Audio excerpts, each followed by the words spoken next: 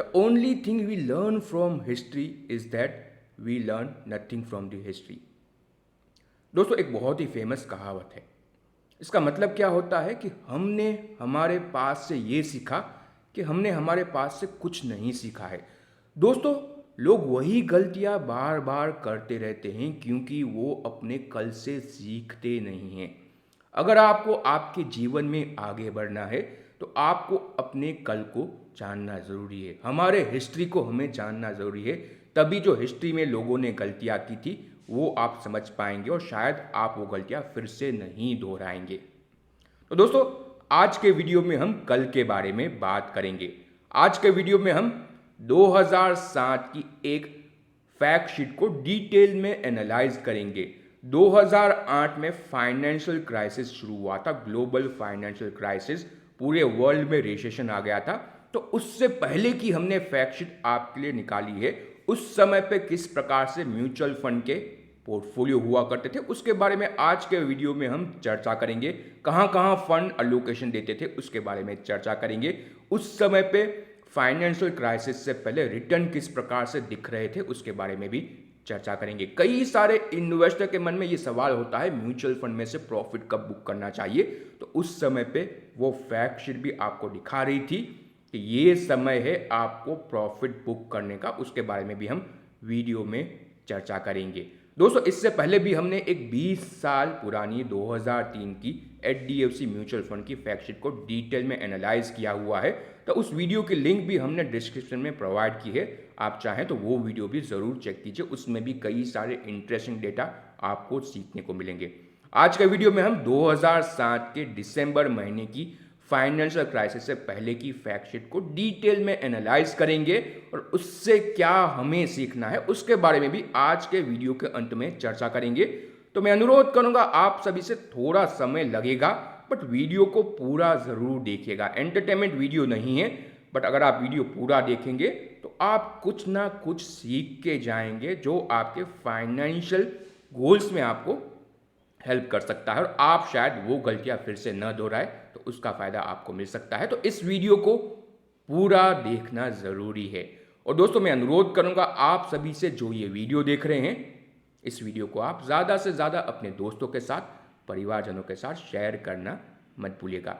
दोस्तों, हम आगे बढ़े उससे पहले और एक चीज़ आपको हम बताना चाहेंगे कि हमने हमारा नया कोर्स लॉन्च कर लिया है, stock market search and research, जिसमें हमने कई सारे इम्पोर्टेंट बातों पे चर्चा की है। कैसे आप अच्छी कंपनियां फिल्टर कर सकते हैं, उसके ऊपर हमारा यह पूरा का पूरा कोर्स है, जिसको आप सिर्फ 199 में अवेल कर सकते हैं। तो आप चाहें तो अभी ये कोर्स ले सकते हैं। लिंक हमने आपको डिस्क्रिप्शन में प्रोवाइड की है। वहाँ पर जाके एप्लीकेशन डाउनलोड करना है, स्टोर में जाके आपको ये कोर्स परचेज करना है। पहले 50 यूज़र को हम 50 रुपये का इंस्टेंट डिस्काउंट भी प्रोवाइड कर रहे हैं और ये ख़त्म होने को आया है। तो आप इस वीडियो के ख़त्म होते ही हमारा एप्लीकेशन ज़रूर डाउनलोड कीजिए और इस कोर्स को भी आप ज़रूर चेकआउट कीजिए। तो दोस्तों, 2007 की फैक्ट शीट को देखने के लिए हमें जाना पड़ेगा मेरे कंप्यूटर के डेस्कटॉप के होम स्क्रीन पे और वहाँ पे फिर हम पूरे के पूरे इस फैक्ट शीट को एनालाइज करेंगे। तो चलते हैं हमारे 2007 के फैक्ट शीट की तरफ। तो हम आ गए हैं मेरे कंप्यूटर की होम स्क्रीन पे। आज के वीडियो में हम देखने वाले हैं 2007 के दिसंबर महीने की एक म्यूचुअल फंड की फैक्ट शीट को। 2008 में ग्लोबल फाइनेंशियल क्राइसिस हुआ था और उससे पहले कहां पे म्यूचुअल फंड निवेश करते थे, उस समय पे कैसा रिटर्न दिखता था, उसके बारे में वीडियो में हम समझने की कोशिश करेंगे। उस समय पे कहां पे ज़्यादा यूफोरिया था उसको भी हम समझने की कोशिश करेंगे। और करंटली कई सारे इन्वेस्टर फिर से ये आशा लेके बैठे हैं या डर लेके बैठे हैं कि फिर से ग्लोबली रिसेशन आ रहा है। तो अगर आपने 2007 के दिसंबर महीने में भी निवेश किया होता तो अब आपको कैसा रिटर्न मिला हुआ है 15 साल के अंदर, उसको भी हम समझने की कोशिश करेंगे। दोस्तों, जैसे कि आप यहां पे देख रहे हैं, ICICI AMC के दिसंबर 2007 की फैक्ट शीट हमारे होम स्क्रीन पे है। इसको हम ओपन करते हैं और फिर इसको हम डिटेल में स्टडी करते हैं। तकरीबन 56 पेज की ये फैक्ट शीट है। तो बढ़ते हैं इस फैक्ट शीट की तरफ। दोस्तों, उस समय पे ICICI म्यूचुअल फंड का AUM था तकरीबन 56,820 करोड़ का। 2007 दिसंबर की ये डेटा है। आज तकरीबन ICICI म्यूचुअल फंड का AUM 5 लाख 6 लाख करोड़ के आसपास का पहुंच चुका है। भारत की second largest mutual fund company ये बन चुकी है। सबसे पहले आता है एसबीआई और उसके बाद आईसीआईसीआई म्यूचुअल फंड का नाम आता है। आज सिर्फ इनका बैलेंस एडवांटेज फंड का ही साइज तकरीबन 50,000 करोड़ से ऊपर का पहुंच चुका है। तो पिछले 15 सालों में म्यूचुअल फंड ने अच्छी खासी ग्रोथ दिखाई, उसमें भी आईसीआईसीआई म्यूचुअल फंड ने बेहतरीन काम किया है। आगे बढ़ते हैं। आईसीआईसीआई म्यूचुअल फंड के एमडी अभी भी एमडी हैं निमेश शाह, जिनका आप फोटो देख रहे हैं। अब थोड़े बहुत इनके बाल कम हो गए हैं। आप चाहे तो ये पूरा का पूरा उनका कमेंट्री पढ़ सकते हैं जो उन्होंने 2007 में दिया था। नीलेश शाह, दोस्तों नीलेश शाह अब कोटक म्यूचुअल फंड के एमडी हैं। इनका भी अगर आप देखें फोटोग्राफ यहाँ पे देख रहे हैं, उस समय वो आईसीआईसीआई म्यूचुअल फंड में काम करते थे as a chief investment officer और वहाँ से निकल के फिर वो कोटक म्यूचुअल फंड ज्वाइन किए और उसके अब एमडी बन चुके हैं। तो यहाँ पे कई सारे डेटा आपको दिए गए हैं, आप चाहें तो ये फैक्ट शीट डाउनलोड भी कर सकते हैं और ये सारे के सारे डेटा 2007 के फाइनेंशियल क्राइसिस से पहले के पढ़ सकते हैं। इस पर हम नहीं जाते हैं, अदरवाइज वीडियो बहुत ही बड़ा हो जाएगा। सीधे आते हैं फंड की तरफ। ICICI prudential dynamic fund. दोस्तों ICICI prudential dynamic fund manager कौन है? शंकर नरेन, जो आज भी आईसीआईसीआई म्यूचुअल फंड के कई सारे फंड्स को मैनेज करते हैं और एक बेहतरीन एक्सपीरियंस रखने वाले फंड मैनेजर है। आईसीआईसीआई प्रूडेंशियल डायनेमिक फंड आपको रिकॉल नहीं हो रहा होगा, बट ये फंड अब बन चुका है आईसीआईसीआई मल्टी असेट फंड। और आईसीआईसीआई म्यूचुअल फंड का एक बहुत ही सक्सेसफुल फंड रहा है आईसीआईसीआई प्रूडेंशियल डायनेमिक फंड, या फिर आप इसको मल्टी असेट फंड भी कह सकते हैं। उस समय पे 92 का एनएवी था जो आप यहाँ पे देख रहे हैं। दोस्तों आज इस फंड का एनएवी है तकरीबन 490 रुपये का। 92 से 490 मतलब कि आपका फंड 15 साल में तकरीबन 5 गुना के आसपास बढ़ा हुआ है। और ये ग्लोबल फाइनेंशियल क्राइसिस हुआ उससे पहले का एनएवी है, मतलब कि 2008 में इस फंड का एनएवी तकरीबन 40% गिर गया और वहाँ से फिर से ऊपर भी आया और आज फिर से 490 पहुँच चुका है। तो अगर आपने बिना सोचे समझे भी 2007 के फाइनेंशियल क्राइसिस से ठीक पहले दिसंबर महीने में निवेश कर लिया होता तो भी आपको अब रिटर्न मिला हुआ है, अच्छा खासा रिटर्न मिला हुआ है। एफडी से तो बेहतर रिटर्न आपको मिला हुआ है। ये फंड अलग अलग प्रकार के अगर आप देखें, करंटली डेट में निवेश करता है, कैश में और इक्विटी में निवेश करता है, गोल्ड में भी अब तो निवेश करता है, मल्टी एसेट बन चुका है। कहाँ का फंड उस समय पर निवेश करा था? रिलायंस, एनटीपीसी, आईसीआईसीआई बैंक, जी एंटरटेनमेंट, डेक्कन क्रॉनिकल होल्डिंग, अब ये कंपनी शायद पैनी कंपनी बन चुकी है तो इसमें कुछ अब नहीं बचा है। एमएनआ, फेडरल बैंक था, इंडियन होटल थे, टेक्समेको रेल, आदित्य बिरला ना हो। तो कुछ जानी मानी कंपनियां हैं, कुछ कंपनियां आप पहली बार नाम सुन रहे होंगे, कुछ कंपनियों के नाम मैं भी पहली बार सुन रहा हूँ। रिलायंस कम्युनिकेशन वेंचर, आरकॉम नाम की ये कंपनी आपके अनिल अंबानी की कंपनी है, इसमें भी अब शायद कंपनी डिलीट होने की तैयारी में ही है। टीसीएस डेफिनेटली उस समय पर लिस्ट हो गया था। एलेम्बिक लिमिटेड, ये Gujarat based company, Larsen and Toubro है, ग्रेसिम है, सेल भी है। तो पीएसयू कंपनियां उस समय पे ज़्यादा चर्चा में रहती थी, ज़्यादा पोर्टफोलियो में रहती थी। एशियन पेंट है, मेरिको है, AIA engineering, cotton, Greaves cotton, इसने कुछ खास नहीं किया, अपोलो टायर।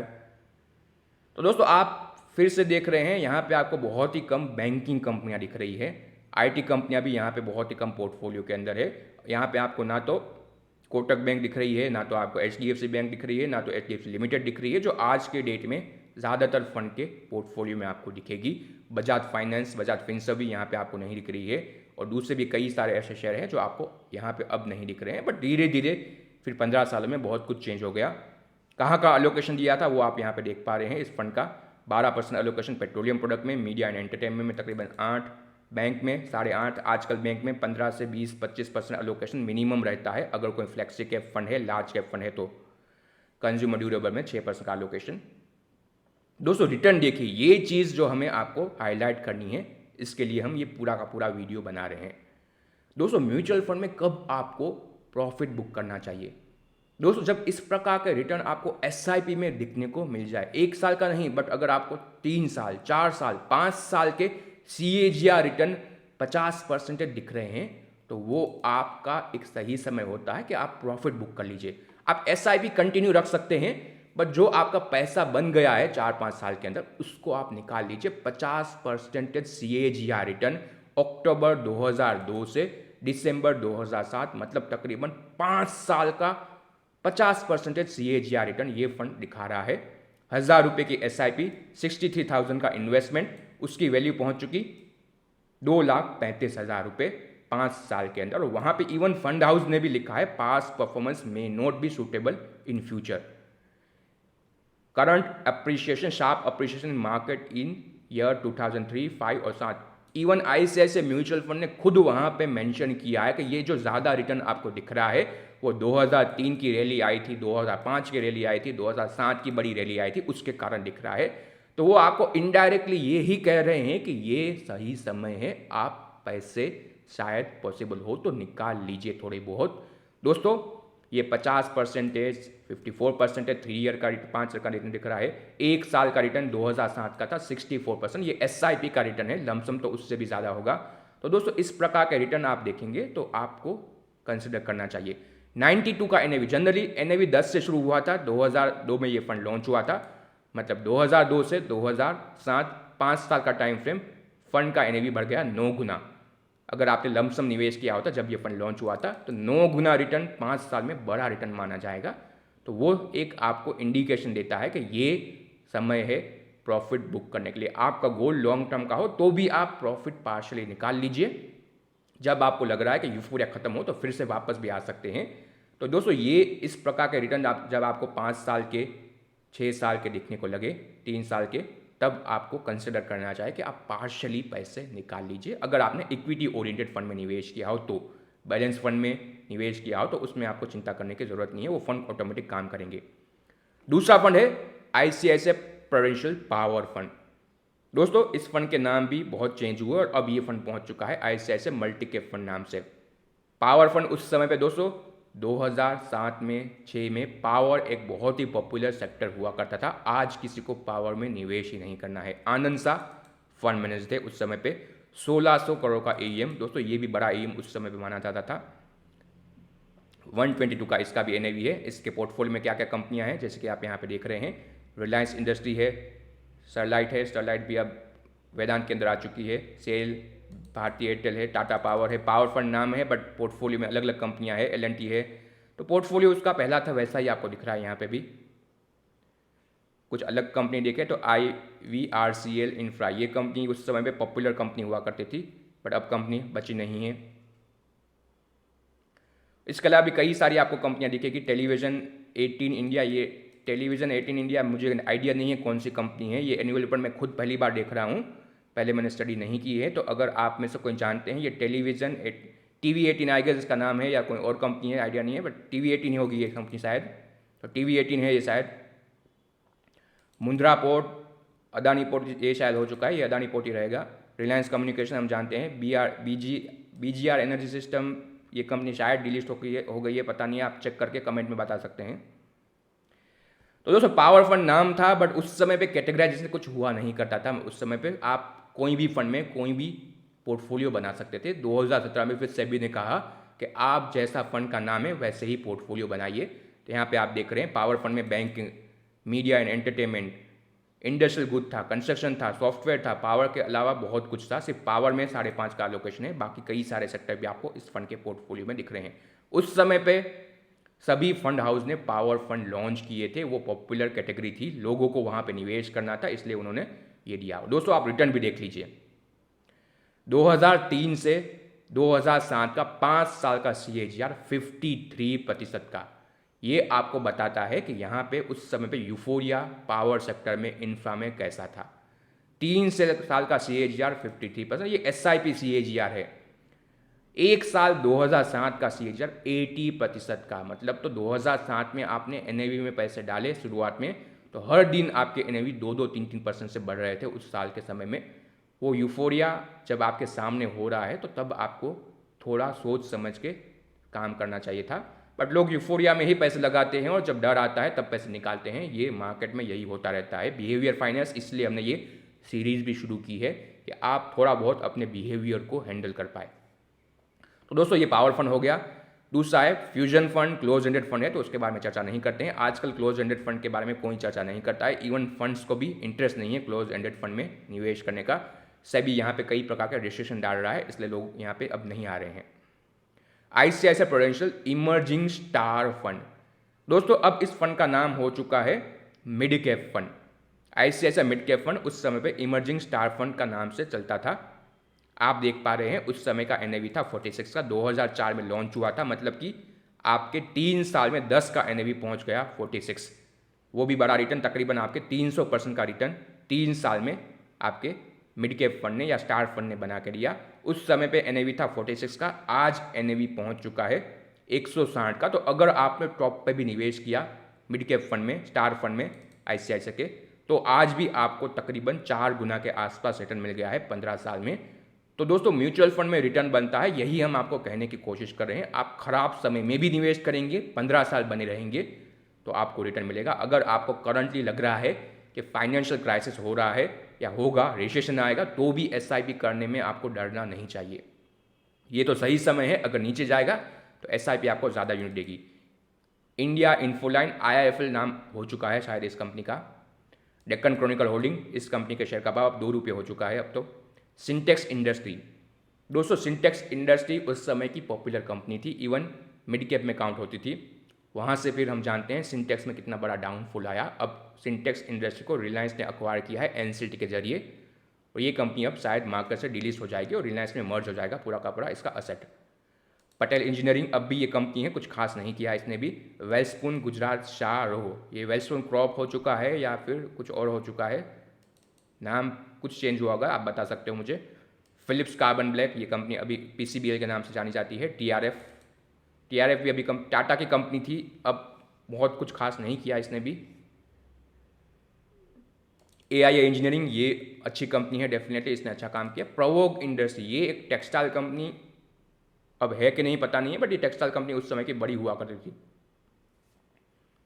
डिस्मन कार्बाजन नाम हो चुका है, पहले डिस्मन फार्मा हुआ करता था, ये भी कुछ खास नहीं किया। प्राइम फोकस, दोस्तों प्राइम फोकस 2007-8 के समय में ये वीएफएक्स में काम करने वाली बड़ी कंपनी, आज भी वीएफएक्स में काम करती है।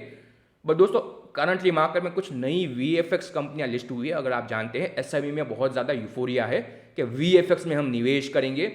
प्राइम फोकस वीएफएक्स में काम करने वाली एक सबसे पुरानी लिस्टेड कंपनी है, इसका आप शेयर चेक कीजिए। 15 साल में कुछ नहीं किया है, बहुत ही कैपिटल इंटेंसिव बिजनेस होता है वीएफएक्स का।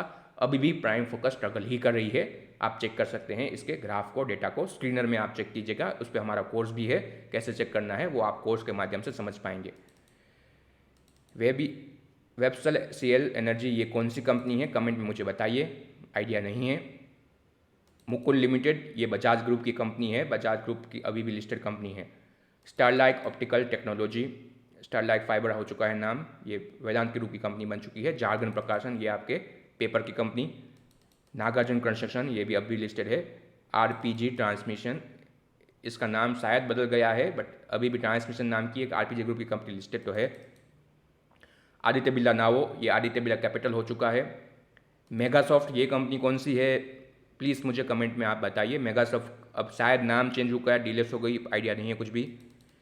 न्यूक्लियस सॉफ्टवेयर, ये कंपनी भी है बट इतना भी इसने कुछ खास नहीं किया। जियोडिस इंफॉर्मेशन सिस्टम, ये भी कौन सी कंपनी मुझे आइडिया नहीं है, तो आप प्लीज़ 2007 के जो हमारे इन्वेस्टर हैं बताइए कमेंट में ये कंपनी कौन सी है। Geodesic information system. Kalyani steel भी है, इंडियन सीमेंट के फाइनेंस के बाद। बोश भी अच्छा खासा कर चुका। रुचि सोया फिर डिलीट हो गई, फिर पतंजलि के अंदर आई और अब पतंजलि फूड के नाम से मार्केट में फिर से आ गई है। सुभाष प्रोजेक्ट एंड मार्केटिंग, ये भी नई कंपनी है, आइडिया नहीं है, शायद डिलीट हो गई। मद्रास सीमेंट का भी मे भी नाम बदल चुका है, तो नया नाम क्या है आप मुझे कमेंट में ज़रूर बताइएगा। रिको इंडस्ट्री अभी भी है। सुबेक्स ने भी कुछ खास नहीं किया। सुबेक्स अर्जुन नाम से कंपनी हुआ करती थी, वो फिर ऊपर गया नीचे गया। 3i इन्फोटेक, ये भी सेम वे पे। उस समय पे आप देख रहे हैं ना तो इन्फी थी, ना तो इनके पोर्टफोलियो में आपको टीसीएस दिख रही है, ना तो दूसरी कोई बड़ी आईटी कंपनियां। सुबेक्स, 3i इन्फोटेक, ये बड़ी आईटी कंपनियां वहाँ पे हुआ करती थी। तो दोस्तों 15 साल में कई सारी कंपनियां पोर्टफोलियो से निकलेगी। खराब कंपनियों में फंड मैनेजर बेच देते हैं, आप अपने पोर्टफोलियो में लेके रह जाते हैं। तो आपको थोड़ा इमोशन लेस काम करना सीखना पड़ेगा, किसी भी सिंगल कंपनी के साथ अटैचमेंट नहीं रखना है। यही एडवांटेज होता है म्यूचुअल फंड में निवेश करने से कि वहाँ के जो फंड मैनेजर होते हैं उनको इतना अटैचमेंट नहीं होता है। अगर 50% लॉस भी है वो निकल जाएंगे। यहाँ पे हमारे इन्वेस्टर जो रिटेल इन्वेस्टर हैं 90% लॉस में आज भी कई सारे इन्वेस्टर को हम जानते हैं जो Suzlon, Reliance power, yes bank अपने पोर्टफोलियो में होल्ड करें हैं। दोस्तों होप और गलत होप ये दोनों अलग अलग चीज़ होती है। लॉजिकल चीज़ें आपको थोड़ा बहुत सीखना पड़ेगा अगर आप इक्विटी मार्केट में काम करें हैं। सिलेक्ट्रॉल ईएमएस इंडिया ये भी नई कंपनी मुझे दिख रही है, तो ये कौन सी कंपनी है प्लीज़ नया नाम बताइए। ऑल कार्गो लॉजिस्टिक ये अभी भी है। हेवल्स बड़ी कंपनी बन गई। स्टोन इंडिया ये कौन सी कंपनी है प्लीज़ इसका भी बताइए। कई सारी ये अननोन कंपनियां आईसीएस के पोटेंशियल के पोर्टफोलियो में है। बक इंडिया अब एलांटस बक इसका नाम शायद हो चुका है। ग्रेफाइट ये भी एक कमोडिटी कंपनी। टेक महिंद्रा भी आईटी कंपनी है डेफिनेटली। नितिन फायर प्रोजेक्ट उस समय पे ये कंपनी भी बहुत चर्चा में रही थी 2007-8 में। इवन अमिताभ बच्चन जी ने शायद यहाँ पे निवेश किया था। ये भी कंपनी शायद अब डिलीट हो चुकी है। सिलोक्ट्रॉन सेंट्रम इलेक्ट्रॉनिक अब सेंट्रल इलेक्ट्रॉनिक नाम हो चुका है। इस पर हमने रिसेंटली वीडियो भी डाला था। बिरला कॉर्पोरेशन ये अभी भी है। गुजरात एनआरई कोक ये भी है। श्रीराम ट्रांसपोर्टेशन ये भी है। ओरियंट पेपर भी है। बीजीआर एनर्जी ये भी बहुत उस समय पॉपुलर थी, आजकल नहीं दिखती है। तो इसके भी रिटर्न देखिए दोस्तों। ये था आपका mid cap fund. Mid cap fund के आप रिटर्न चेक कीजिए कैसे यूफोरिक रिटर्न है। 1 साल का रिटर्न 103% एसआईपी का, 3 साल का रिटर्न 61% का, और आपका 2004 से 2007 तक का रिटर्न तकरीबन 5 साल का रिटर्न हो, 3 साल का रिटर्न हो गया आपका 60% का। 40,000 का निवेश जब लॉन्च हुआ था तब किया होता, हज़ार की एसआईपी यहाँ पे काउंट हो रही है, तो उसकी वैल्यू पहुँच गई 95,000 रुपीज़ तकरीबन 3 साल के अंदर। तो ये रिटर्न अगर ऐसा आपको दिख रहा है 3 साल का रिटर्न 50%, 60%, ये एसआईपी का रिटर्न बोल रहे हैं, लमसम रिटर्न नहीं बोल रहे हैं, पॉइंट टू पॉइंट रिटर्न नहीं बात हो रही है, ये एसआईपी का रिटर्न की बात हो रही है कि एसआईपी में अगर आपको 3-4 साल का रिटर्न दिख रहा है कि 100% का सीएजीआर है, तो वहाँ पे फिर आपको सोचना चाहिए कि इतना ज़्यादा यूफोरिया हो गया है, निकल जाते हैं। लमसम में आपका रिटर्न आपको देखना पड़ेगा कि अगर 2-3 साल में आपके पैसे 3-4 गुना हो गए जो यहाँ पे मिड कैप फंड में हुए, तब आपको लमसम में भी अगर आपने किया हो तो निकल जाना चाहिए। पार्शली निकल जाइए, एसआईपी कंटिन्यू होने दीजिए, बट आप यूनिट तो रिडीम कर सकते हैं। आईसीआईसीआई प्रूडेंशियल टैक्स प्लान दोस्तों ये भी अभी भी है फंड 2000 देखिए साथ में अभी भी लॉन्ग टर्म इक्विटी फंड नाम हो चुका है इसका। इसको भी एस नरेन मैनेज करते हैं, तो अच्छा खासा इन्होंने मैनेज किया हुआ है। 130 का उस समय पे एनएवी था, आज इसका एनएवी शायद है 587 रुपये का, आप चेक कर सकते हैं। एक्सपेंस रेशियो 2% के आसपास आज भी इतना ही एक्सपेंस रेशियो है। तो ये फंड भी 1999 में लॉन्च हुआ था, तो 7 साल में आपका एनएवी पहुंच गया 10 से 130, 13 गुना, 8 साल में 13 गुना का एनएवी ग्रो हुआ है। वो आपको यहाँ पे दिखा रहा है। 1000 करोड़ का इसका भी एयूएम था। इसके पोर्टफोलियो में रिलायंस, सद्भाव इंजीनियरिंग इतना खास नहीं किया इसने भी, जी एंटरटेनमेंट में कुछ नहीं किया, जुआर इंडस्ट्री ने कुछ नहीं किया। विशाल रिटेल ये कौन सी कंपनी है मुझे आइडिया नहीं है, please V Mart retail I guess इसका नाम हो गया है, प्लीज़ कंफर्म कीजिए विशाल रिटेल ही वी मार्ट रिटेल है या नहीं। केशोराम इंडस्ट्री ये भी कंपनी ने कुछ नहीं किया। आईएनजी वैश्य बैंक, जिनको नहीं पता है आईएनजी वैश्य बैंक अब कोटक बैंक हो चुका है, तो ये उसका नाम चेंज हुआ था। क्रॉम्पटन की कंज्यूमर, फिर न्यूमेरिक पावर सिस्टम ये नई कंपनी है, फिर से प्लीज़ हेल्प कीजिए, नाम बताइए इसका नया नाम क्या है। 3i इन्फोटेक तो हमने बात की। ये कोटक महिंद्रा बैंक, तो आईएनजी वर्षा और कोटक महिंद्रा बैंक दोनों मर्ज हुए थे, तो ING Vysya is now in Kotak Mahindra Bank. Kotak भी वहाँ पे अलग से लिस्टेड भी थी। पेंटलून रिटेल दोस्तों, यूफोरिया में पेंटलून रिटेल भी वहाँ पे 2003 से 7 के बीच में बहुत मल्टीफोल ग्रो हुआ था, उसके बाद कंपनी ने कुछ नहीं किया। पॉलीप्लेक्स कॉर्पोरेशन अब इसका नाम हो चुका है। सुंदरम क्लाइटन भी अभी भी है। हिंदुस्तान डेरो ओविल ये कौन सी कंपनी है, ये भी एक नई कंपनी फिर से आई। दोस्तों जो कंपनी हमें नहीं पता है उसको हम हाईलाइट करने की कोशिश कर रहे हैं। आप जो पुराने इन्वेस्टर हैं या आपको कोई आइडिया है तो इनके नाम करंटली क्या है, डिलिस्ट हुई, डीमर्ज हुई, मर्ज हुई, आपको आइडिया हो तो चैट में बताइए, हमें कमेंट बॉक्स में बताइए, ताकि जो हमारे दूसरे व्यूअर बाद में देखेंगे उनको फ़ायदा हो जाए। रिलायंस कम्युनिकेशन ये भी कंपनी अब तो ऑलमोस्ट ख़त्म होने को आ गई है। पेनिनसुला लैंड ये भी पेनी कंपनी बन चुकी है। कोऑपरेशन बैंक ये शायद अभी भी है। कोऑपरेशन बैंक तो अपोलो हॉस्पिटल भी है। डेक्कन क्रॉनिकल होल्डिंग भी कंपनी खत्म होने का है। कैरिन इंडिया आपके वेदांत में आ गई। किर्लोस्कर ब्रदर भी है अभी। मेगासॉफ्ट फिर से आ गया, ये भी कुछ एक अलग कंपनी है, शायद डिलीट हो गई या क्या हुआ पता नहीं, बताइएगा। टेक महिंद्रा पेपर प्रोडक्ट है, क्लाइनेट केमिकल है। तो ये भी कुछ कंपनियां हैं, आप देख पा रहे हैं यहाँ पे दूसरी कई सारी कंपनियां हैं। कुछ नए नाम दिखे तो हम हाईलाइट करें। दोस्तों इसके भी आप देखिए, बैंकिंग में 9% एलोकेशन। ज़्यादातर उस समय पे आपके 2007 में आईटी इतने फोकस में नहीं थे, आप देख पा रहे हैं आईटी में लोग इतना निवेश नहीं करते थे। इन्फोसिस आपको शायद ही यहाँ पे किसी के पोर्टफोलियो में दिखेगा। टीसीएस, इन्फोसिस, एचसीएल टेक, दूसरे भी अगर आप देखें कई सारे ऐसे बड़े बड़े आईटी कंपनियां हैं। फिर 2007 का फाइनेंशियल क्राइसिस खत्म हुआ, उसके बाद 2013 के बाद कई सारी छोटी आईटी कंपनियां मिड कैप में पहुंची, कई सारी मिड कैप आईटी कंपनियां लार्ज कैप बन गई और आईटी सेक्टर डोमिनेट करना शुरू किया। यहाँ पे आपको अब तक नहीं दिखा एचडीएफसी बैंक किसी भी पोर्टफोलियो के अंदर, अब तक मुझे नहीं दिखा, अगर मैंने मिस कर लिया हो। ना तो हमें एचडीएफसी लिमिटेड दिखा, बजाज फाइनेंस, बजाज फिनसर्व भी नहीं दिखे। आई गेस 2007 में लिस्ट हो चुके थे। इवन ऑटो में भी आपको ना मारुति दिख रही है, तो टाटा मोटर भी नहीं दिख रहा है कहीं पे भी, हीरो मोटोकॉर्प, बजाज ऑटो। तो ये जो पॉपुलर कंपनियां आज है 2007 में थी ही नहीं, या थी तो सही बट लोगों के रडार में नहीं थी, इवन फंड मैनेजर के रडार में भी नहीं थी। तो 15 साल में बहुत कुछ चेंज होता है, तो आपको भी मार्केट के साथ कंटिन्यूसली अपडेटेड रहना पड़ेगा। इसका भी रिटर्न देखिए, 99 से 2007 का एसआईपी का रिटर्न 42% सीएजी का। ये टैक्स सेवर फंड है। 5 साल का रिटर्न 53% CAGR, 1 साल का रिटर्न 85% CAGR। तो ये भी आपको दिखाता है यूफोरिया। इंडो एशिया फंड, ये आपका अब स्मॉल कैप फंड हो चुका है। आईसीआईसीआई स्मॉल कैप फंड जो आज है वो इंडो एशिया फंड उस समय पे था। उसी समय पे लॉन्च हुआ था, तकरीबन 2007 में ही लॉन्च हुआ था, इसलिए NAV 10 का है। दोस्तों आज इस फंड का NAV पहुंच गया है 53 का। तो अगर आपको लगता है कि स्मॉल कैप ज़्यादा वॉलेटाइल होते हैं, 2007 में अगर आपने आईसीआईसीआई इंडो एशिया फंड, मतलब कि जो आज का स्मॉल कैप है, उसमें भी निवेश किया होता तो आज आपका पैसा 5 गुना हो चुका है 15 साल में, जो एक फेयर अच्छा रिटर्न माना जाएगा। इवन आपने टॉप पे निवेश किया। ये फाइनेंशियल क्राइसिस पहले का NAV है। इंडो एशिया इक्विटी ये अलग बाहर का फंड था, उसमें ये निवेश करते थे। रिलायंस स्मॉल कैप था बट उस समय पे कुछ ऐसा कोई कैटेगरी नहीं थी, कहीं पे भी आप निवेश कर सकते थे। तो वही आपके पुराने शेयर हैं जो आपको दिख रहे हैं। इसका बहुत डेटा नहीं होगा क्योंकि नया फंड है इसलिए। फ्यूजन फंड का नाम चेंज होके क्या हो गया मुझे भी आइडिया। ये क्लोज एंडेड फंड है तो इसको हम चर्चा ही नहीं करते हैं। क्लोज एंडेड फंड जनरली अब तो पॉपुलर नहीं रहते हैं। वैल्यू डिस्कवरी फंड, जो पहले डिस्कवरी फंड हुआ करता था, इसको भी एस नरेन आज भी मैनेज कर रहे हैं। और आप देख पा रहे हैं 2004 में लॉन्च हुआ था और उसका NAV 3 साल में पहुंच गया 37 का। उस समय पे वैल्यू इतना फोकस में नहीं था।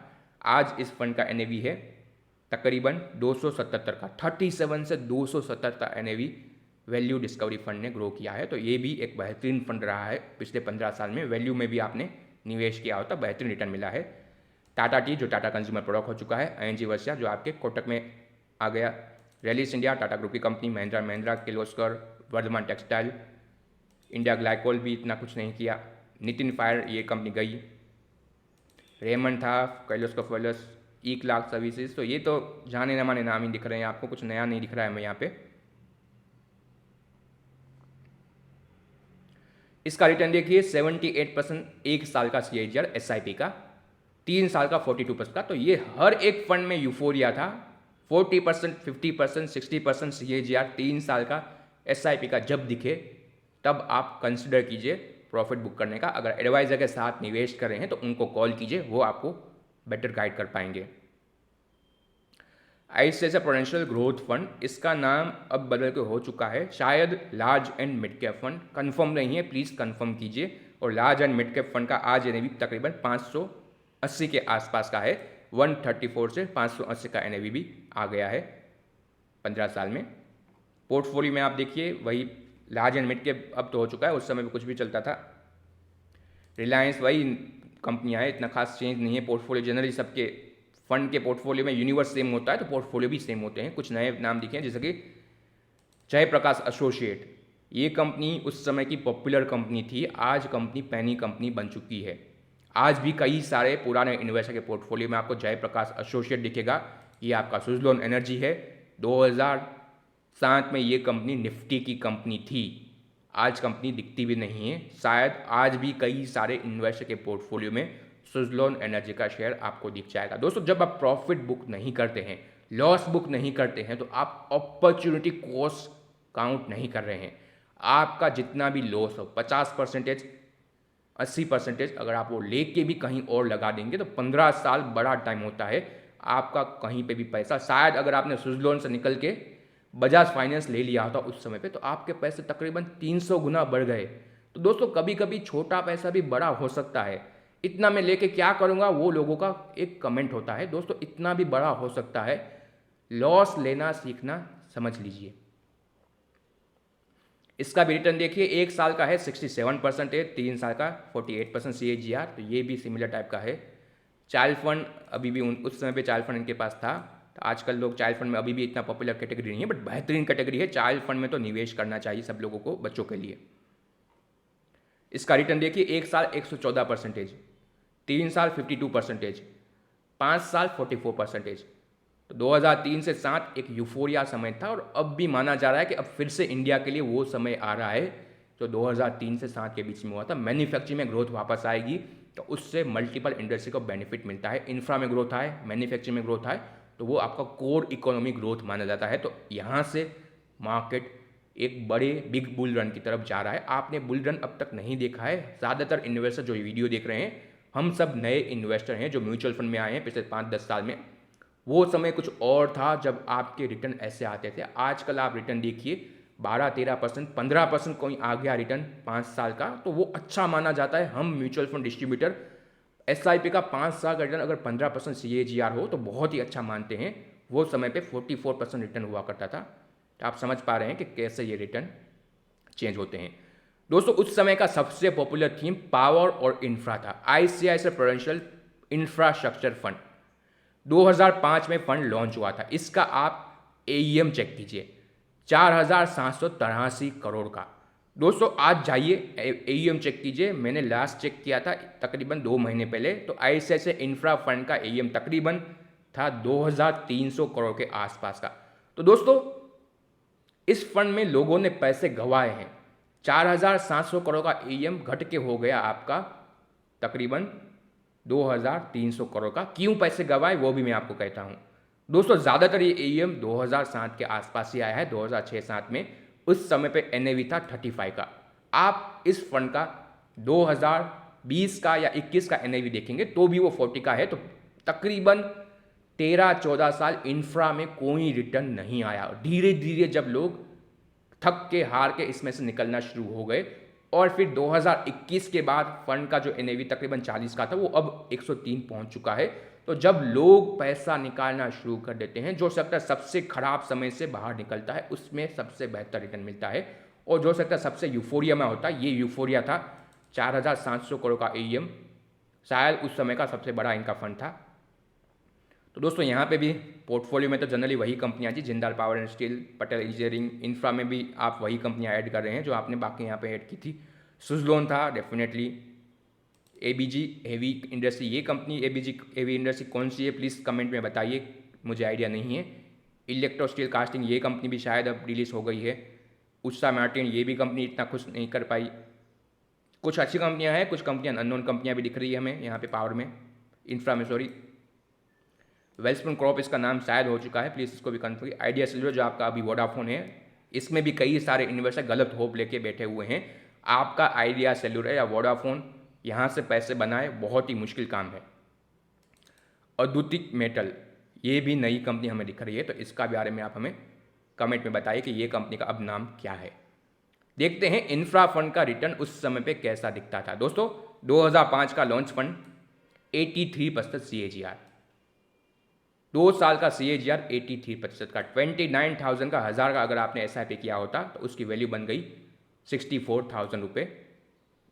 और दोस्तों 1 साल का CAGR है 150% है। दोस्तों 150%। दोस्तों रिसेंटली 2021 में यही स्टोरी फिर से रिपीट हुई, इसलिए ये वीडियो हम आज आपके लिए बना रहे हैं कि मे भी 10 साल के बाद, 5 साल के बाद ये स्टोरी फिर से रिपीट ना हो। 2021 में क्या हुआ, 2020 में ICICI टेक्नोलॉजी फंड का AUM आप चेक कर लीजिए, उस पर हमने वीडियो भी बनाया था। 2020 में जब निवेश का समय था तब हमने निवेश की सलाह भी दी। 600 करोड़ का AUM था 2020 में टेक्नोलॉजी फंड का। 2021 में रिटर्न आ गया, तकरीबन डबल हो गया। उस समय पे 2020 से 21 के बीच में IT सेक्टर में बड़ी बूम आया। 1 साल का रिटर्न आप देखेंगे तो उस समय पे दिख रहा था 2021 में 100% का। वो रिटर्न देख के ही लोग कूद पड़े वो फंड लेने को। तब जब आपका 1 साल का रिटर्न आपको 100% दिख रहा है तो वहाँ पे निवेश नहीं करना होता है। बट हमारे निवेशक जो ऑनलाइन आते हैं, डायरेक्ट फंड में आते हैं, समझते हैं बहुत ही ईजी होता है। उन्होंने 100% वाले फंड में निवेश किया। आज 2 साल के बाद भी उनको शायद फ्लैट या 1 साल के बाद ज़्यादातर लोगों को नेगेटिव रिटर्न मिल रहा है। 600 करोड़ का वो फंड जो 2020 में था, आज उसका एम 9,000 करोड़ का है। और मे बी यहाँ से भी आने वाले 2-3 सालों के लिए जिन लोगों ने पिछले 1-1.5 साल में निवेश किया है उनको पॉजिटिव रिटर्न नहीं मिलने वाला है। और जब रिटर्न आएगा तब उससे पहले वो लोग थक के निकल जाएंगे। तो ये स्टोरी बार बार रिपीट होती है और इसीलिए एडवाइज़र आपके लिए ज़रूरी है। ये 1 साल का रिटर्न 150% अगर आपको यहाँ पे फैक्ट शीट में दिख रहा है तो इस फंड में निवेश नहीं करना चाहिए था, फिर भी वहाँ पे लोगों ने निवेश किया। तकरीबन 13 साल कुछ रिटर्न नहीं आया। दोस्तों, ये कुछ और भी फंड है जो आप चेक कर सकते हैं। अब बहुत सारे फंड हमने ऑलरेडी चर्चा की। एफएमसीजी फंड वो पॉपुलर नहीं थे, सिर्फ 83 करोड़ का एम। सबसे ज़्यादा रिटर्न एफएमसीजी में आया 2000 उस क्राइसिस के बाद इंडिया में। आईटीसी, एचयूएल और दूसरे कई सारे कंपनियां वहाँ पे फिर बढ़ के निकले। करंटली यहाँ पे बहुत ही कम कंपनियां आपको दिख रही है। आईटीसी है, जिलेट है, मैरिको है, पेडिलाइट है, डाबर है। और हम जानते हैं 15 साल में एफएमसीजी के पीई एक्सपांसन मल्टीपल हुए हैं। 2012 से तकरीबन 2017 एफएमसीजी का टाइम था। तो ये फंड ने बहुत ही बेहतर बाद में रिटर्न बना के दिया है। यहाँ पे भी आप देख पा रहे हैं इस फंड का रिटर्न कैसा था उस समय पे। फिर टेक्नोलॉजी फंड जिसके बारे में हमने चर्चा की। दोस्तों, इस फंड का साइज 2007 में था 151 करोड़ का। 2000 तकरीबन 20 में साइज पहुंचा 600 करोड़ का। मतलब कि तकरीबन आपके 13 साल में 150 करोड़ से 600 करोड़, तकरीबन कितना हुआ आपका 4 गुना ग्रोथ। और फिर 2 साल में 600 करोड़ से पहुंच गया 8,000 करोड़। तो दोस्तों, ये आपको दिखाता है कि कैसे यूफोरिया काम करता है मार्केट में। लोग कुछ भी करते हैं जब यूफोरिया आता है बिना सोचे समझे। दोस्तों, ये आप देखें कंपनियां क्या थी उस समय पे टेक्नोलॉजी में। एलाइट डिजिटल शायद अभी भी है, Tanla solution, I guess Tanla platform नाम हो चुका है, 3i इन्फोटेक पेनी कंपनी बन चुकी, इक्लाक सर्विसेज अभी है, थोड़ा बहुत अच्छा कर रही है, स्मॉल कैप है ये। डेक्कन क्रॉनिकल होल्डिंग ये भी पेनी बन चुकी। इन्फोटेक एंटरप्राइज, इसके बारे में चैट बॉक्स में कमेंट बॉक्स में बताइए इन्फोटेक एंटरप्राइज कौन सी कंपनी है। एल्डर फार्मा भी मुझे नहीं आइडिया है, तो ये भी बताइए क्या करती है। टीसीएस तो हमें पता है, सुजलॉन, सुबेक्स ये भी हमें पता है। जियोडिक इंफॉर्मेशन ये भी बताइए। एचओवी सर्विसेज भी है लिस्टेड अभी भी। फर्स्ट सोर्स भी लिस्टेड है। वेबसोल, आईएफ सॉल्यूशन ये भी कौन सी नई कंपनी है तो इसके बारे में बताइए। जेनिथ बिरला ग्रुप की आईटी कंपनी ये भी निकल गई। आया ग्लोबल, तो ये सारी नई कंपनियां हैं। इसमें से ज़्यादातर कंपनियों के बारे में ना तो मुझे पता है ना तो किसी भी नए इन्वेस्टर को पता होगा। स्केल्टन ईएमएस ये कौन सी कंपनी है प्लीज़ चैट में बताइए। इन्फोसिस में एलोकेशन सिर्फ 1.7% का है। इन्फोसिस ने सबसे ज़्यादा आपको रिटर्न बना के दिया है, 1.9% का एलोकेशन है। सास्कैन भी कुछ खास नहीं किया, ये भी कुछ नई कंपनी।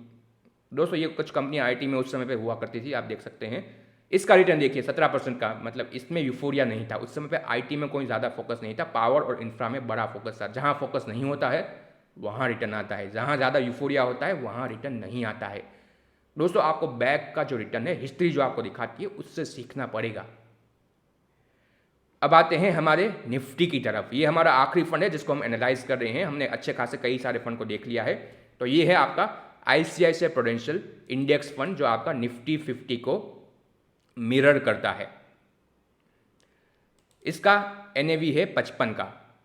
दोस्तों, आज इसका एनएवी है तकरीबन 176 का। दोस्तों, 55 से 176 मतलब तकरीबन आपका 3 गुना पैसा इंडेक्स फंड में बन गया अगर आपने टॉप पे निवेश किया होता 2007 के दिसंबर महीने में। तो दोस्तों, टॉप पे निवेश करने पे भी रिटर्न बनता है और वो आपको ये फंड दिखाता है।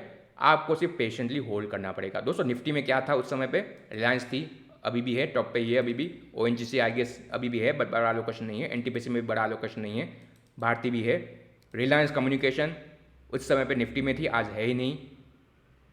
आईसीआईसीआई बैंक निफ्टी में है, स्टेट बैंक भी है, एलएनटी भी है, सेल भी नहीं है, निफ्टी में नहीं है बट शेयर है अभी भी। टीसीएस बड़ा ग्रो किया। अब करंटली अगर आप देखें 7-8% एलोकेशन निफ्टी में रखता है टीसीएस, और इन्फोसिस भी तकरीबन 6-7% एलोकेशन रखता है। रिलायंस पेट्रोलियम कौन सी कंपनी है मुझे आइडिया नहीं है, प्लीज़ बताइए। ये रिलायंस ग्रुप की ही कंपनी है, तो शायद HDFC लिमिटेड निफ्टी में आज भी है, बट इसका एलोकेशन बढ़ गया है। यूनिटेक, दोस्तों यूनिटेक उस समय का हमने इस पर भी वीडियो बनाया है। 2006 से 2007 के बीच में 100 गुना बढ़ गया ये शेयर, और निफ्टी में भी आ गया, और वहाँ से फिर एक साल में 90% गिर भी गया। तो दोस्तों यूफोरिया में शेयर निफ्टी में भी आ जाते हैं 100 गुना बढ़ के, और फिर निकल भी जाते हैं। स्टारलाइट भी था, HDFC बैंक है 1.5 से अब पहुंच चुका है 9% एलोकेशन। सुजलॉन भी यही स्टोरी है, यूफोरिया हुआ, बढ़ गया शेयर, निफ्टी में आ गया और फिर निकल गया शेयर। सेम है पे रिलायंस एनर्जी, ये भी ऐसा स्टोरी है। हिंदुस्तान यूनिलीवर अभी भी है, गैस अथॉरिटी इसने भी कुछ खास नहीं किया, अभी भी निफ्टी में तो है। कैरिन इंडिया आपके मैदान में आ गया। आइडिया सेल्यूलर वहाँ पे निफ्टी में था, अब तो बचा कुछ खास नहीं कर पा रहा है वो। ग्रासिम आपका अल्ट्राटेक इसका जो प्लेयर है दूसरा, वो अब निफ्टी में आ गया है। Siemens India, Tata power Nifty में अब नहीं है, बट शेयर तो है। नाल्को ये भी अब निफ्टी में नहीं बचा है। सत्यम कंप्यूटर अब आपके HCL टेक में वो मर्ज हो गया है, टेक महिंद्रा में मर्ज हो गया है सत्यम कंप्यूटर। मारुति उद्योग जो आपका मारुति सुजुकी है, तो वहाँ पे वो निफ्टी में था। टाटा मोटर, ये हैं आपके ऑटो कंपनियाँ जो बहुत ही कम एलोकेशन निफ्टी में थे। अब मारुति तो तकरीबन 4-5 एलोकेशन रखता है, टाटा मोटर भी एलोकेशन रखता है निफ्टी में, बजाज ऑटो भी रखता है निफ्टी में एलोकेशन। हिंडाल्को भी है, सन फार्मा भी है। गुजरात सीमेंट निफ्टी में नहीं है शायद।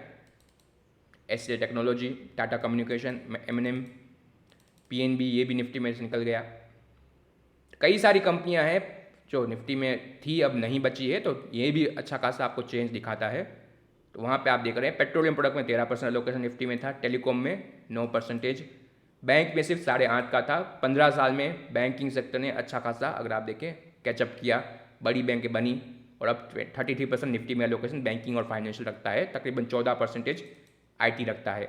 पावर सेक्टर का एलोकेशन बहुत ही कम हो गया, ऑटो का एलोकेशन भी कहीं नहीं गया है खास करके, फार्मा का एलोकेशन भी बहुत कम हो गया। तो मेजरली IT और फाइनेंस सेक्टर ने 15 सालों में डोमिनेट किया है।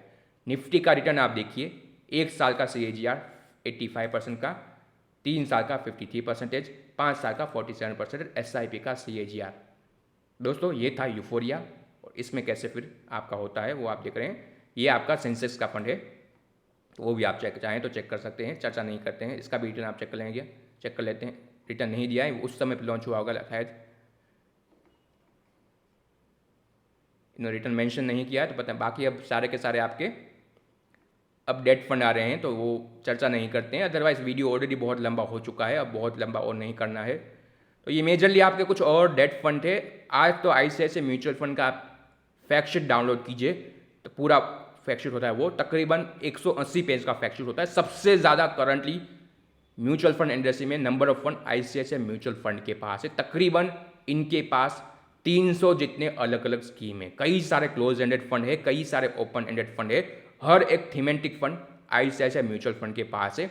हर 2 महीनों में ये नया फंड लॉन्च कर रहे हैं, कुछ ना कुछ नई थीम लेके आते हैं और फंड लॉन्च कर लेते हैं। तो ये आप देख पा रहे हैं। दूसरे भी कई सारे FMP फिक्स म्यूचुअल प्लान जो आपके डेट फंड थे, तो आप देख पा रहे हैं, और भी बहुत कुछ है। तो ये हो गया हमारा पूरा का पूरा 2007 का ICICI म्यूचुअल फंड का फैक्ट शीट जो हमने एनालाइज किया। Different year, different panel, same verdict. कुछ अवार्ड मिला लगता है इनको, winner of best overall fund group 3 year. Fund ने अच्छा तो किया था डेफिनेटली उस समय पे, पर यूफोरिया में फिर आप कुछ नहीं कर सकते। फंड हाउस आपको सामने से आके कभी नहीं कहता है कि आपके पैसे आप ले लीजिए, वो आपको एडवाइजर ही सलाह देगा। फंड हाउस का काम है आपको मैन्युफैक्चरिंग, उनको मैन्युफैक्चर कहते हैं, वो आपको सलाह नहीं देते हैं कभी भी। आपको सलाह देने का काम आपका एडवाइजर ही करेगा, अगर आपके पास है तो आपके लिए बेटर रहेगा। एक्सपेंस रेशियो आप तकरीबन 2.5% के आसपास का एक्सपेंस रेशियो उस समय पे हुआ करता था, और वहाँ पे भी आपका एंट्री लोड भी शायद था। ये रहा एंट्री लोड आपका, अगर आपने निवेश किया, आपका परचेस वैल्यू 5 करोड़ से नीचे का है, तो आपको 2.25 का एंट्री लोड देना है, और फिर एग्जिट लोड, फिर आपका टोटल एक्सपेंस रेशियो भी अलग से था 2.5% का। तो ये एक्सपेंस रेशियो था फंड का उस समय का, वो आप देख पा रहे हैं। तो दोस्तों ICICI का हमने एनालाइज किया 2007 के दिसंबर महीने का फैक्ट शीट। कुछ बातें जो यहाँ पे हमने सीखी, जब यूफोरिया आता है तो आपको समझ लेना चाहिए कि यहाँ से हमें निकल जाना चाहिए, बाहर बैठिए आराम से और देखिए क्या क्या यूफोरिया में हो रहा है।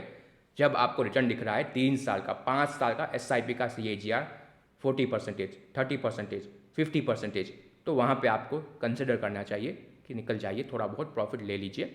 एडवाइज़र के साथ बैठ के आप चर्चा कर सकते हैं। उसके बाद अगर आपने थीमेटिक फंड में निवेश किया है, जो थीमेटिक फंड 1 साल में 80, 90, 100% रिटर्न दे चुका है, वहाँ पे कभी निवेश नहीं करना चाहिए। थीमेटिक फंड क्या होते हैं पहले आपको समझना पड़ता है, अभी भी लोग नहीं जानते हैं। थीमेटिक फंड सेबी के कैटेगराइजिंग अब आ चुका है, तो अगर आपका IT फंड है तो वो IT के बाहर निवेश नहीं कर सकता है। तो अगर इन्फोसिस का खराब नंबर आता है फिर भी ICICI टेक्नोलॉजी फंड को इन्फोसिस में तो इन्वेस्टर रहना ही पड़ेगा, TCS में इन्वेस्टर रहना ही पड़ेगा। वो नहीं सोच सकते कि अब बैंकिंग में अपॉर्चुनिटी है तो वहाँ पे मैं चाहता हूँ, वो नहीं कर सकते हैं। तो ये थीमेटिक फंड होते हैं। आज हर थीमेटिक फंड में आपको बहुत सोच समझ के निवेश करना चाहिए। अभी भी रिसेंटली मैंने कल ही पोस्ट किया था हमारे चैनल पे कम्युनिटी पेज में कि कुछ नए जो ऑनलाइन प्लेटफॉर्म है एडवर्टाइज कर रहे हैं कि आप डायरेक्ट फंड में निवेश कीजिए, खाता खोला क्या, कुछ नया उनका एडवर्टाइज आ रहा है। दोस्तों, सिर्फ मोबाइल एप्लीकेशन डाउनलोड करने से आप इतना स्मार्ट नहीं हो जाते हैं, इतना इजी काम नहीं होता है। आपके सामने डेटा है, 1 साल में कोई रिटर्न नहीं आया और आपका EM बढ़ गया 4,000 करोड़ से। टेक्नोलॉजी फंड के बारे में बात कर रहे हैं। फंड ने आपको रोका नहीं, वो उनका काम नहीं होता है, वो आपका काम होता है कि आपको कहाँ पे निवेश करना है, कहाँ पे निवेश नहीं करना है। आपका फाइनेंशियल गोल क्या है वो आपको सोच समझ के निवेश करना है। अगर आप 1 साल का, 2 साल का पास रिटर्न समझ के उसको फ्यूचर में देखने की कोशिश करेंगे, तो जो हमने सबसे पहले शुरुआत की थी, what we learn from history that we not learn from history, अगर आप यहाँ पे देख के भी नहीं सीख पाए तो फिर आप फिर से वही गलतियाँ करेंगे, फिर आपको नुकसान होगा और फिर से आप ये समझेंगे कि म्यूचुअल फंड गलत है। दोस्तों, म्यूचुअल फंड सही है, आपका इन्वेस्टमेंट अप्रोच शायद गलत था।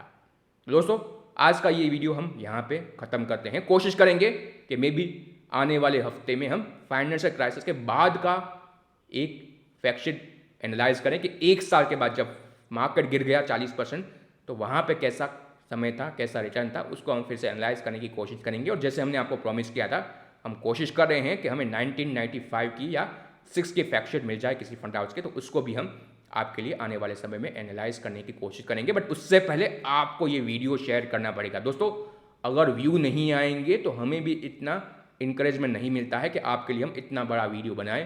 तो आप इस वीडियो को शेयर कीजिए अपने दोस्तों के साथ, परिवारजनों के साथ। बहुत कुछ सीखने को है। अगर आप सीखना चाहें तो ये एक सिंगल वीडियो में भी कई सारे लेसन आपको मिल रहे हैं। तो इस वीडियो को शेयर कीजिए और यहाँ तक आके चैनल को सब्सक्राइब नहीं किया है तो चैनल को सब्सक्राइब करना मत भूलिएगा। Thank you for watching. जय हिंद, जय महाकाल।